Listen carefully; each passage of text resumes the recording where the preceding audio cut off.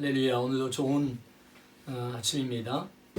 오늘도 하나님의 말씀을 통해서 은혜 받고 우리가 기도함으로 주님의 은혜 아래서 주님과 동행하며 말씀 안에 거하는 복된 하루가 되시길 바랍니다. 다 같이 사도신경으로 신앙 고백 드리겠습니다. 전능하사 천지를 만드신 하나님 아버지를 내가 믿사오며 그 외아들 우리 주 예수 그리스도를 믿사오니 이는 성령으로 잉태하사 동정녀 마리아에게 나시고 본디오 빌라도에게 고난을 받으사 십자가에 못 박혀 죽으시고 장사한 지 사흘 만에 죽은 자 가운데서 다시 살아나시며 하늘에 오르사 전능하신 하나님 우편에 앉아 계시다가 저리로서 산자와 죽은 자를 심판하러 오시리라. 성령을 믿사오며 거룩한 공회와 성도가 서로 교통하는 것과 죄를 사하여 주시는 것과 몸이 다시 사는 것과 영원히 사는 것을 믿사옵나이다. 아멘. 우리 찬양으로 하나님께 영광 돌리겠습니다.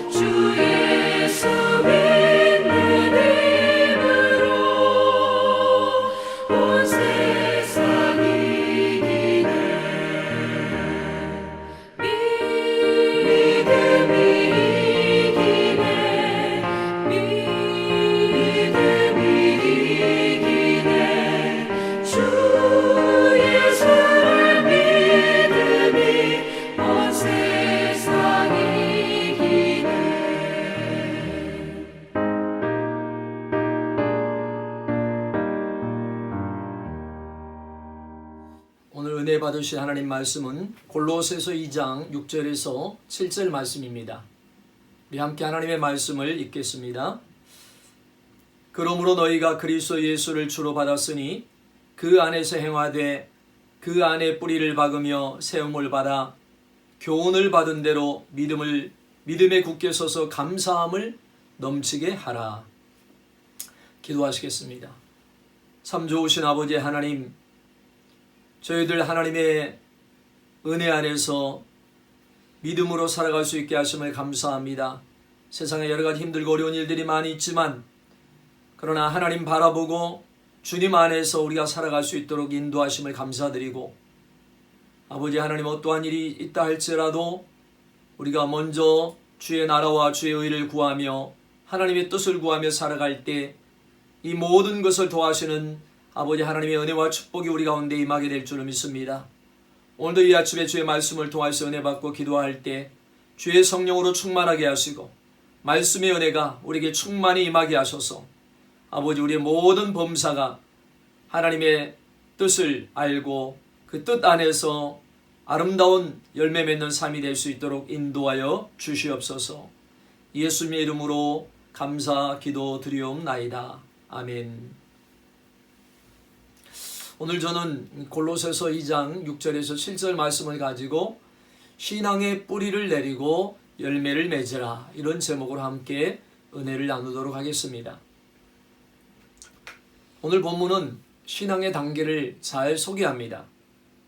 우리에게 신앙의 뿌리를 내리는 단계, 자라는 단계, 열매 맺는 단계를 한 폭의 그림으로 보여줍니다. 오늘 본문 6절, 7절 초반에 보면 그러므로 너희가 그리스도 예수를 주로 받았으니 그 안에서 행하되 그 안에 뿌리를 박으며라고 말씀합니다. 이 뿌리라는 말은 굉장히 강력한 이미지입니다. 뿌리에는 생명이 있습니다. 뿌리가 없으면 생명은 없습니다. 우리가 꽃꽂이를 생각해 보면 알 수 있습니다. 꽃이 멋있게 보이지만 뿌리가 없기 때문에 금방 시듭니다. 내 신앙에 뿌리가 있는가? 이것은 굉장히 중요한 문제입니다. 뿌리가 있는 신자는 어려움이 와도 버텨냅니다. 뿌리를 내렸다면 쉽게 무너지지 않습니다.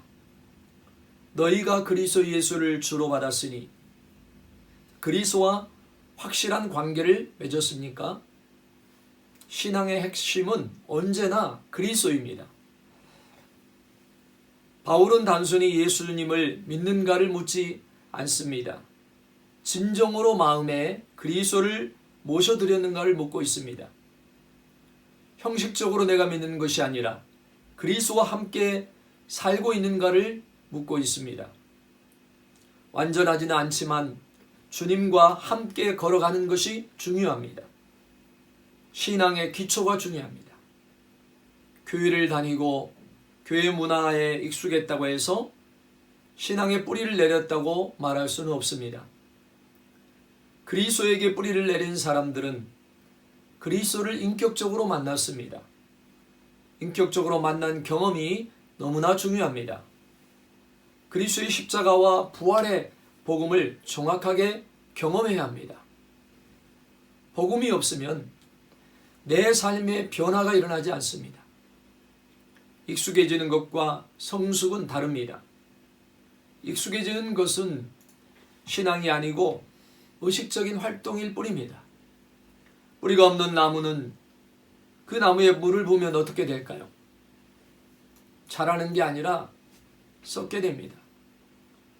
성경 공부를 많이 한다고 변화되지 않습니다. 그리스도를 믿는 경험, 예수 그리스도를 만나고 인격적으로 만나는 경험이 내 삶을 변화시킵니다. 그리스도와 연결되는 것이 핵심입니다. 그러므로 그리스도에게 먼저 우리는 시선을 집중해야 합니다. 신앙생활을 하다 보면 산만해집니다. 그리스도가 아닌 다른 것에 자꾸 흘러가기 쉽습니다. 초대교회에도 그런 일들이 많이 일어났습니다. 성령이 뜨겁게 역사하시고 구원의 역사가 일어났지만 나중에는 구제하는 문제 때문에 교회가 어려움을 겪었습니다. 구제하는 일이 핵심처럼 다루어진 것입니다. 사도들이 나중에 정신이 번쩍 들었습니다. 그리고 마침내 본질로 돌아가고자 결단했습니다. 우리가 쫓아야 할 유일한 대상은 그리스도이십니다. 교회가 그리스도가 아닌 다른 것에 더 열심을 내면 위험합니다. 예를 들면 구제하는 것이 중요하지만 본질적인 것은 아닙니다. 항상 핵심적인 본질을 붙들어야 합니다. 교회 역사 속에 매우 중요한 라틴어가 있습니다. 아드 폰테스라는 단어입니다. 본질로 돌아가라는 뜻입니다. 다른 말로 표현하면 원천으로 돌아가자라는 말입니다. 원천, 본질이 무엇일까요? 예수 그리스도입니다. 우리의 신앙이 어디에 놓여 있는지 살펴보십시오. 그리스도를 놓치면 수많은 이슈가 일어나고 신앙은 혼란 속에 빠집니다. 오늘 본문 6절에 그러므로 너희가 그리스도 예수를 주로 받았으니 그 안에서 행하되 라고 말씀합니다. 여기서 주는 누구입니까? 오직 한 분 예수 그리스도이십니다. 충성하고 따라야 할 분은 그리스도이십니다. 그리스도가 여럿이 될 수 없습니다. 그리스도에게 뿌리를 내리지 않으면 다른 뿌리들이 밀고 들어와 영향을 미칩니다. 바울은 그리스도에게로 모든 시선을 집중시키고 있습니다. 우리는 그리스도를 놓치면 안 됩니다. 그리스도에게 뿌리를 내릴 때 가장 안전합니다. 신앙이 깊어진다는 것은 갈수록 그리스도와 더 친밀해진다는 것을 말합니다. 우리는 그리스도에게 더 가까이 나아가야 합니다. 그리스도보다 더 관심을 가지는 것이 있다면 위험합니다. 오늘날 그리스도가 없는 교회가 많습니다. 그리스도가 없는 교회는 교회가 아닙니다. 그리스도를 놓치면 안 됩니다. 그리스도보다 더 강조되는 것이 있으면 안 됩니다. 그리스도가 전부입니다. 예수 그리스도가 우리에게 생명을 주셨고 삶의 이유와 목적을 알려주셨습니다. 그리스도가 삶의 성공과 실패의 길이 무엇인지 알려주시며 살아갈 삶의 지혜와 능력을 주십니다. 우리의 삶의 열정과 의욕과 모든 것이 예수님으로부터 나옵니다. 여러분 신앙에서 무엇이 가장 크게 보입니까? 가정, 자녀, 사업 모두 다 중요하겠지만 그리스도가 더 우선입니다. 왜냐하면 그리스도를 놓치면 다른 것도 다 잃어버리기 때문입니다. 세상의 모든 것은 변합니다. 영원한 것이 없습니다. 영원한 것은 오직 예수 그리스도이십니다. 오직 그리스도에게만 우리가 초점을 맞추시길 바랍니다. 그리스도를 따르는 사람들은 길을 잃지 않습니다. 그리스도 안에 있을 때 그리스도에게서 자라는 은혜를 누립니다. 그리스도만이 우리의 길이요 진리 생명이 되십니다. 두 번째 매우 중요한 것은 세움을 받아라는 말씀입니다. 뿌리는 나무의 이미지라면 세움을 받는 것은 건물의 이미지와 같습니다. 건물이 세워져 가는 것을 연상하게 합니다. 신앙은 벽돌 하나하나 쌓여가듯이 건물을 세워가는 것과도 비슷합니다. 그러나 벽돌이 그냥 있다고 되는 것이 아니라 벽돌을 쌓아 올려서 집을 만들어야 합니다. 뿌리가 아래로 내려졌다면 위로는 나무가 자라나야 합니다. 나무가 자랄 때 나뭇가지가 잘 뻗어가야 합니다. 이때 나무의 가지치기가 참 중요하죠. 요한복음 15장 2절에 주님은 물은 내게 붙어 있어 열매를 맺지 아니하는 가지는 아버지께서 그것을 제거해 버리시고 무릇 열매를 맺는 가지는 더 열매를 맺게 하려 하여 그것을 깨끗하게 하시느니라고 말씀하셨습니다. 자, 깨끗하게 하시느니라 라는 이 말은 카다로이라는 동사인데 우리가 잘 아는 카타르시스의 어원입니다. 카타르시스는 우리의 감정을 순화하고 정화한다는 뜻을 담고 있습니다. 깨끗하게 한다는 말은 사실 가지치기를 한다는 것입니다. 우리 안에 죄성과 욕망이 항상 요동치고 있기 때문에 늘 정화 작업을 해야 합니다. 우리를 그대로 두면 열매를 맺기 어렵기 때문에 농부가 전지가위를 들고 과감하게 자릅니다.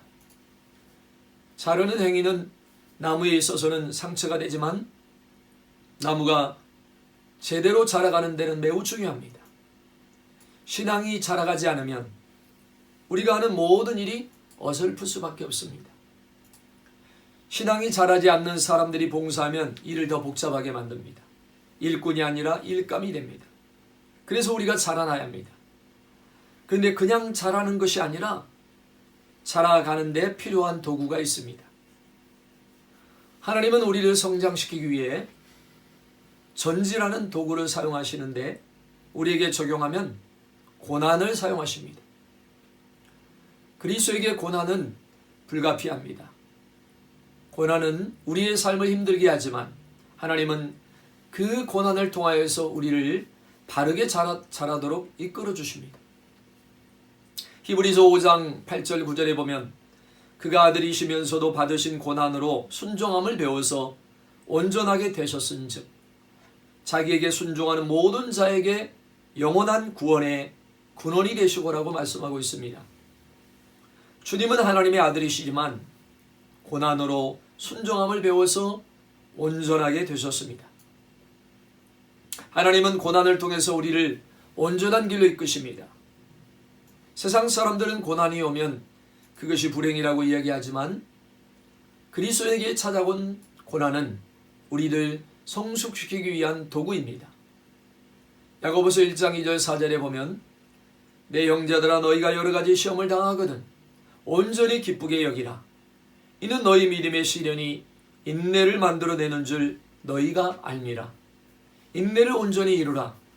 이는 너희로 온전하고 구비하여 조금도 부족함이 없게 하려 함이라 라고 말씀합니다. 믿음은 시련의 과정을 거칩니다. 시련을 통해서 우리는 더 완전한 모습으로 나아갑니다. 고난은 성숙에 이르는 매우 중요한 요소입니다. 하나님은 고난을 통하여서 우리를 다듬으십니다. 우리 안에 있는 불필요한 모든 것을 제거하시고 깨끗하게 하십니다. 그것을 제거하지 않으면 우리는 온전한 하나님의 사람으로 드러날 수 없습니다. 성도 여러분, 신앙이 자라간다는 것은 결국 그리스도를 닮아간다는 것입니다. 그리스도를 닮는 것이 성숙입니다. 무엇이 그리스도를 닮는 것일까요? 그리스도를 닮는 것은 그리스도의 성품을 닮는 것입니다. 그리스도의 핵심적인 성품은 두 가지인데 온유와 겸손입니다. 많은 것이 있지만 핵심은 겸손입니다. 그런데 겸손이 저절로 이루어지지 않습니다. 그리스도 안에 살아갈 때 나오는 성품이 겸손입니다. 온유와 겸손, 세상이 결코 흉내낼 수 없는 성품입니다. 그리스도의 모습에서 우리가 본받아야 할 핵심입니다. 예수님이 누구십니까? 그는 처음부터 끝까지 겸손으로 무장하신 분이십니다. 예수님의 성품의 핵심에는 겸손이 있습니다. 겸손이 쉬운 것이 아닙니다. 우리는 그리스도에게서 이 겸손을 배워야 합니다. 인간의 몸을 입고 오신 것, 말구에 태어나신 일, 십자가에서 죽으신 일을 통해서 죽기까지 자신을 낮추셨습니다. 더 이상 내려갈 것이 없이 자기 비하입니다. 주님의 겸손, 이것을 담는 것이 성숙의 길로 가는 것입니다. 주님은 한때 겸손한 삶을 사신 분이 아닙니다. 처음부터 끝까지 모든 삶을 통해서 겸손을 드러내셨습니다. 내가 겸손한가를 혼자 있을 때는 알 수 없습니다. 공동체 안에 들어가 훈련되어야 합니다. 하나님은 공동체 안에서 우리 성품을 깎으시고 다듬어 가시기 원하십니다. 공동체 안에서 관계 어려움을 통해서 겸손의 문제를 훈련하십니다. 영적 성숙은 다른 사람들과의 관계 안에서 이루어집니다. 그런데 교만한 순간 우리의 관계는 다 깨어집니다. 공동체 안에 들어가 보면 내가 원하지 않는 사람들도 만나게 됩니다.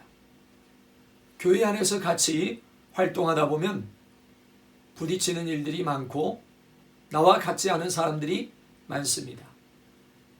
그 속에서 하나님은 무엇을 원하실까요? 하나님은 그곳에서 나를 다루시기를 원하십니다.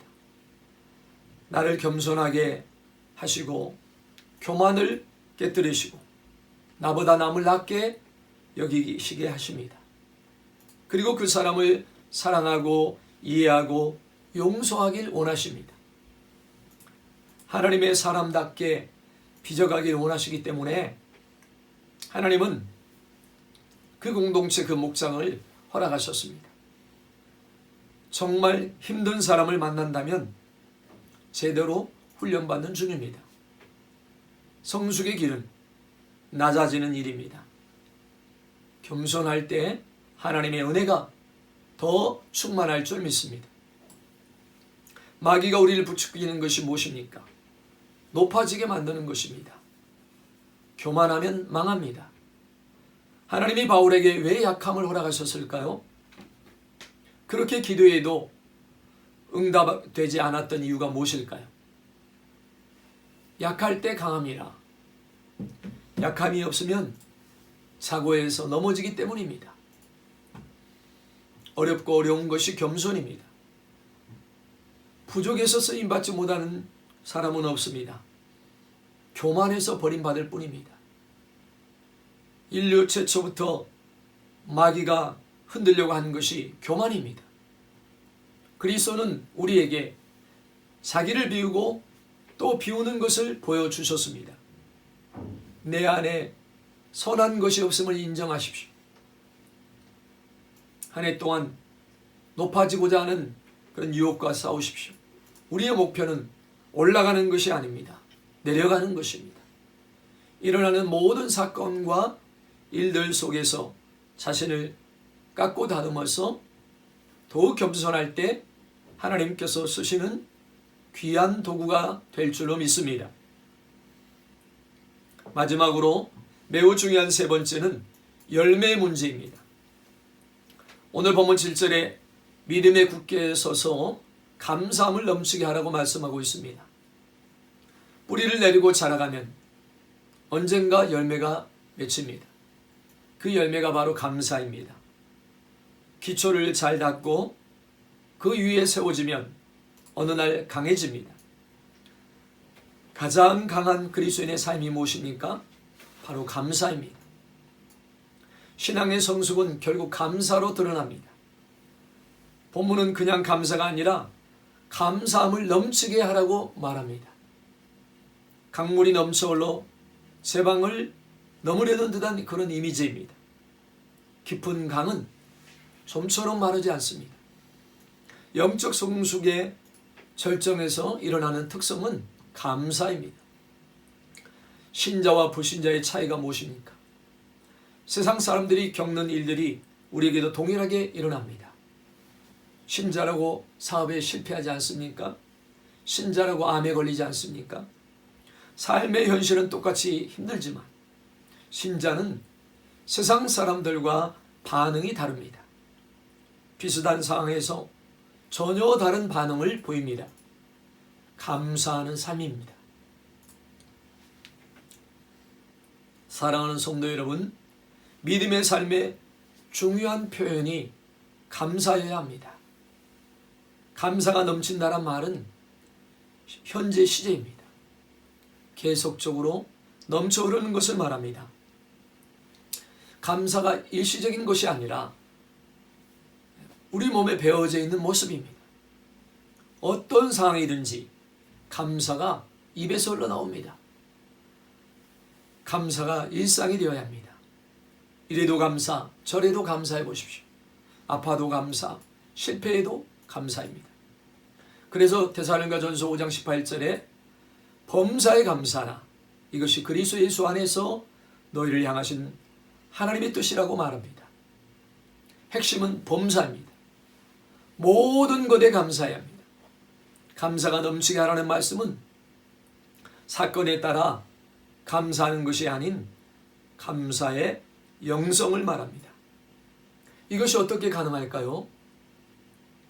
신앙이 어릴 때는 불가능한 일입니다. 신앙이 어리면 자신에게 일어난 일에 대한 해석이 안 됩니다. 감사는 하나님의 관점에서 모든 것을 해석할 때 가능해집니다.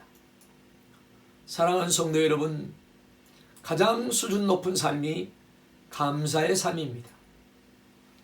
한 해 동안 승리의 삶을 살아가는 키가 여기에 있습니다. 세상에서 감사하는 삶을 살면 두드러지는 삶을 살 수 있습니다. 왜냐하면 세상은 감사가 없기 때문입니다. 세상은 원망과 불평, 비난으로 꽉 차 있습니다.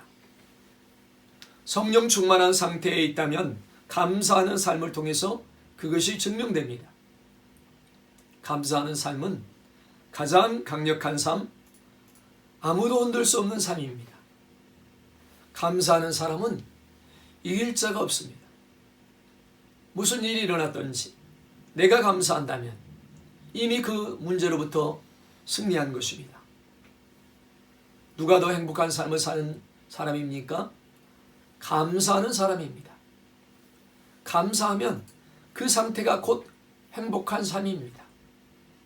아무리 많은 것을 가지고 있어도 감사하지 못하면 불만족스러운 삶입니다. 항상 감사가 입에 붙어 있는 사람은 지금 행복한 사람입니다. 감사는 삶을 더 부유하게 합니다. 감사를 해보십시오. 지금 내가 가진 것이 귀한 줄 알게 됩니다. 감사는 우리가 추구해야 할 목표입니다. 감사는 아무라는 것이 아닙니다. 내가 가지고 있는 것이 얼마나 귀중한 것인지 깨달아야 감사할 수 있습니다. 영적인 클라이맥스입니다. 하나님은 감사하는 사람들에게 더 많은 것을 주시기를 원하십니다. 올 한 해 동안 항상 감사하기로 결단하고 살아가시길 바랍니다. 감사를 잃어버렸다면 감사를 회복하십시오. 그러면 놀라운 축복이 임하게 될 것입니다. 내가 어디에서 더 힘을 써야 할 것인지를 확인하고 결단해 보십시오. 그리고 구체적으로 계획을 세우시길 바랍니다. 신앙은 그냥 세월이 흐른다고 자라지 않습니다. 믿음의 여정에서 날마다 자라가는 기쁨을 맛볼 수 있기를 바랍니다. 기초를 튼튼히 하시고 그리스도의 성품이 우리의 삶에 드러나 감사의 열매로 충만한 여러분들의 삶이 되시기를 주님의 이름으로 축원드립니다. 기도하시겠습니다. 아버지 하나님, 오늘 우리가 예수 그리스도를 믿음으로 하나님의 자녀되고 신앙생활을 하게 된 우리들, 이제는 우리가 예수 그리스도 안에서 그 신앙의 뿌리가 깊이 박혀지고 세워지고 자라나서 우리 신앙의 아름다운 열매 맺는 우리 모든 성도들이 다 되게 하여 주시옵소서. 우리가 예수 안에서 신앙이 깊어지고 자라나면 반드시 아름다운 열매 맺는 삶, 복된 삶이 되게 될 줄로 믿습니다. 우리가 신앙의 아름다운 열매를 맺으면 감사하는 삶이 된다고 했습니다. 범사에 감사하게 된다고 했습니다. 신앙의 성숙은 감사하는 삶을 통해서 나타나게 될 줄을 믿습니다. 아버지 하나님, 우리 모든 성도들 신앙이 아름답게 자라나고 성장하여 열매 맺고 범사에 감사함으로 풍성하고 복된 삶을 살아가는 우리 모든 성도들 다 되게 하여 주시옵소서. 예수님의 이름으로 감사 기도드리옵나이다. 아멘. 할렐루야. 오늘도 하나님께서 우리에게 주신 말씀, 신앙의 뿌리를 내리고 감사의 열매를 맺어 우리의 삶이 복되고 아름다운 삶이 되기를 원하는 줄로 믿습니다. 오늘도 하나님의 말씀 안에서, 믿음 안에서 우리가 자라나고 성장해서 아름다운 열매 맺고 범사에 감사함으로 풍성한 삶을 살아가는 저와 여러분 되도록 기도하시길 바랍니다. 우리 교회가 또 우리 모든 사역이 아름다운 열매를 맺고 우리 성도들의 삶이 정말 이와 같이 아름답게 자라나고 열매 맺어 범사에 감사함으로 모든 삶을 통하여서 기뻐하고 감사함으로 하나님께 영광 돌리는 삶이 되도록 기도하시고, 이 코로나 사태가 속히 종식되도록 기도하시고, 또 하루하루를 주 안에서 아름답게 신앙생활함으로 열매 맺는 우리 모든 성도들 다 되도록 기도해 주시길 바랍니다. 다 같이 주님의 성을 세 번 부르짖고 간절히 주여 삼창하시고 기도합니다. 주여, 주여, 주여. 할렐루야. 좋으신 아버지 하나님 감사합니다.